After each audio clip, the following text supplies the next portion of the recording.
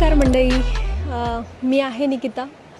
तुम्ही माझ्या आधीचे व्लॉग बघितले असेलच आणि नसेल बघितलं तर प्लीज एकदा जाऊन बघा आणि कमेंटमध्ये सांगा की व्लॉग कसे वाटलेत. आणि आजचा व्लॉग थोडा वेगळा आहे. दरवेळी मी आणि माझा नवरा आम्ही दोघं मिळून व्लॉग बनवत असतो, पण आजचा व्लॉग स्पेशली मी तुमच्यासाठी शूट करते. तर मी सिंगापूरला शिफ्ट झाले. तर मला सारखे मेसेजेस वगैरे येत असतात की कसं वाटते सिंगापूरला शिफ्ट होऊन, परत जॉब मिळाला का, कंटेंट क्रिएशन कसं सुरू केलं आहे. तर ह्या सगळ्यांची उत्तरं तर मी देत असते, बट आज कुठेतरी मला असं वाटलं की मीच तुमच्यासोबत पण माझी ही जर्नी शेअर करावी.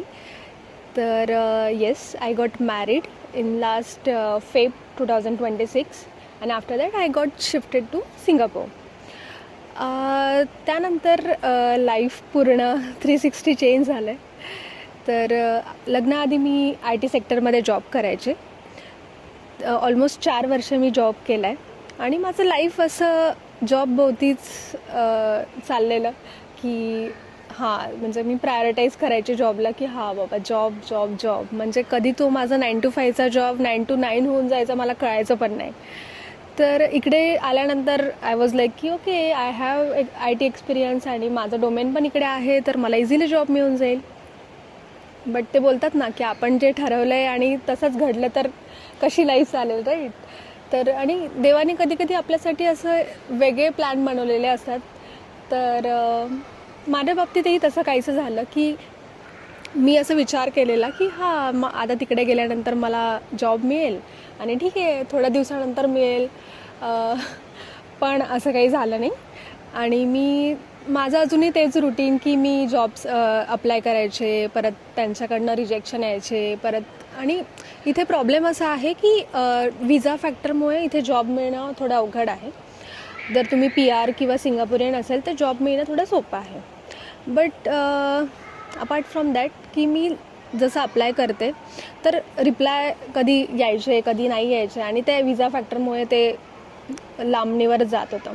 तर ह्या सगळ्यांमुळे ना एक कुठेतरी नैराश्य आलं होतं की अरे काय होतं आहे. आणि मी असं स्वतःवरच क्वेश्चन करायला सुरुवात केलेली की मी कुठेतरी कमी पडते का, किंवा असं मी एवढं वर्थ नाही आहे का की मला जॉब मिळेल, किंवा आपली कॅपॅबिलिटीवर आपण क्वेश्चन करायला लागतो. तर अशा वेळी ना कुठेतरी आपल्याला असं डिप्रेशन आल्यासारखं होतं. इवन दो आपण एका चांगल्या सोसायटीमध्ये राहतो आहे, आपल्या एक चांगलं आपल्याला घर मिळालं आहे, आपण चांगल्या कंट्रीमध्ये राहतो आहे, स्टील आपल्याला कुठेतरी असं क्वेश्चन्स येत असतात की यार काय होतं आहे आपल्यासोबत. तर या सगळ्यात विविधामध्ये मी होते. तर संकेत माझा नवरा, तर असंच एक दिवस असं आमचं कन्व्हर्सेशन चाललेलं आणि ह्या सगळ्यांमध्ये तो मला बोलला की निकिता तुला आवडतं ते का नाही करत. म्हणजे आमच्या जसं म्हणजे आधी आम्ही असं कन्व्हर्सेशन करताना मी असं बोलून गेलेले की यार कंटेंट क्रिएशन मला तर आवडतं, पण I have never tried, but मला आवडतं असं. तर तो बोलला की तू तर मला बोललेली की तुला आवडतं, तर मग तू का नाही सुरू करत. आणि पण ते ध्येय माझ्यात नव्हतं की मी असं काहीतरी स्टार्ट करेन. कारण तेच की आता आपल्याला असं वाटतं की आपली एक वेगळी इमेज बनलेली असते की हिला एक जॉब आहे, वेल पेईंग जॉब आहे हिच्याकडे. आणि तशी इमेज म्हणण्यापेक्षा आपण खूप विचार करतो की लोक क्या कहेंगे यार, ये क्या कहेंगे, वो क्या कहेंगे.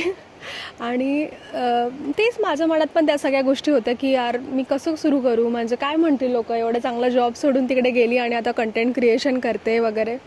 बट कुठेतरी आम्ही जसं बोलताना मग आम्ही असं डिस्कस करत होतो आणि मग तेव्हा आम्ही विचार केला की यार कोण लोक, म्हणजे आपण जे 4 लोकांबद्दल बोलतो ते तर काय बोलणार, जे लोक बोलणार आहेत ते तर बोलणारच आहेत. त्यापेक्षा आपण काहीतरी आपलं स्टार्ट करूया, आपल्याला जे आवडते ते स्टार्ट करूया. तर येस, आम्ही अशा प्रकारे आमचं थोडं स्टार्ट केलं. आणि ही जर्नी आम्हाला सुरुवातीला असं वाटलेलं की आता काय करायचं, आम्ही दोघंही मिळून पण काय करायचं.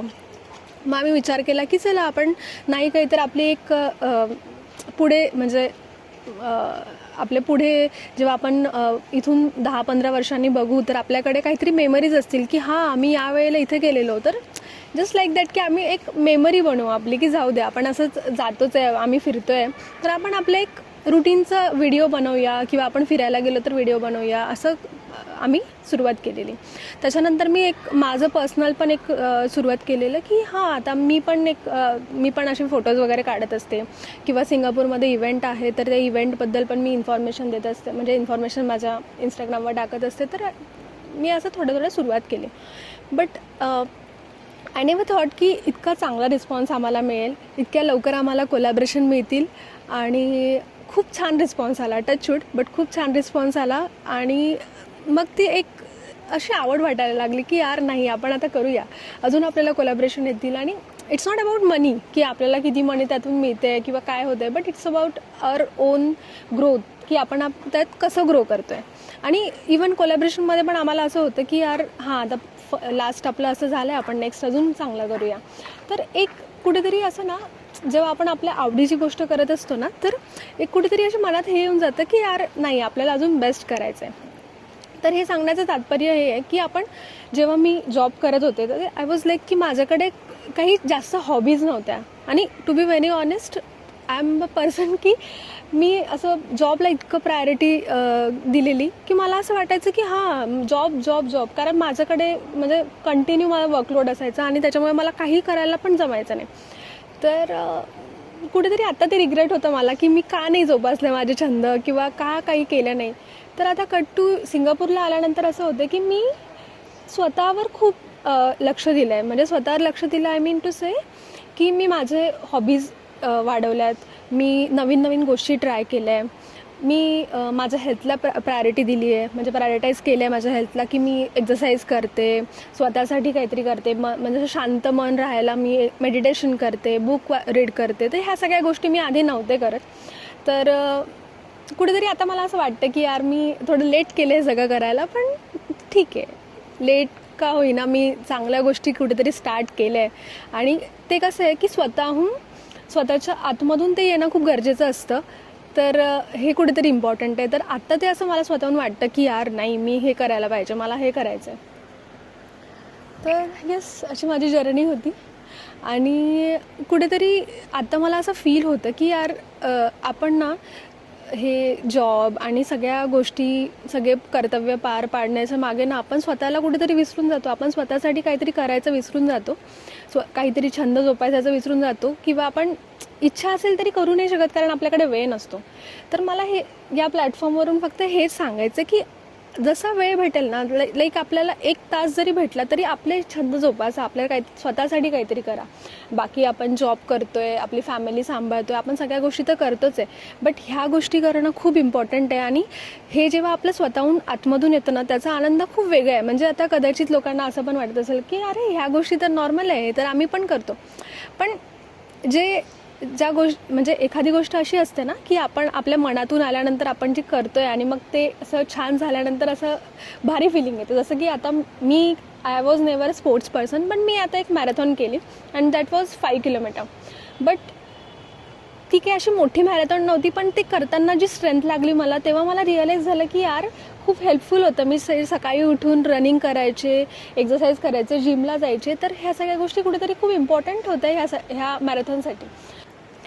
आणि ह्या सगळ्या गोष्टी करताना ना आपल्याला एक कुठेतरी असं पुश लागत असतो आणि तो आपल्याला आपले जवळचे व्यक्ती, आपले फ्रेंड्स देऊ शकतात. तर माझ्या बाबतीत पण असंच होतं की माझा नवरा संकेत मला असं सारखं बोलत असतो की नाही निकिता तू करू शकते. इवन कधी कधी असं होतं की यार मी नाही केलं ह्या गोष्टी, मी करू शकेन का, मी असं सेल्फ डाऊट करत असते आणि त्यावेळी तो मला बोलतो की नाही निकिता तू करशील. तर हे कुठेतरी खूप इम्पॉर्टंट असतं लाईफमध्ये की तुमचा पार्टनर तुमच्यासोबत आहे. आणि आत्ता असं मला वाटतं की ठीक आहे, म्हणजे कदाचित आता माझ्याकडे जॉब नाही आहे, पण माझ्याकडे एक बेटर लाईफ आहे, क्वालिटी लाईफ मी जगते. तर ही खूप चांगली गोष्ट मला असं वाटतं. तर तुम्हाला जर माझी जर्नी आवडली असेल आणि थोडी तरी इन्स्पायरिंग वाटली असेल किंवा काही सजेशन असतील माझ्यासाठी, किंवा माझ्यासारखे अजून काही मुली किंवा कोणी पण असेल जे नुकतंच आता कुठेतरी नवीन कंट्रीमध्ये, नवीन सिटीमध्ये शिफ्ट झालं आहे आणि लाईफ चेंज झाली आहे त्यांची, तर त्यांनी पण मला कमेंटमध्ये सांगा की तुम्हाला माझी स्टोरी कशी वाटली किंवा माझी जर्नी कशी वाटली. तर येस, बाय बाय.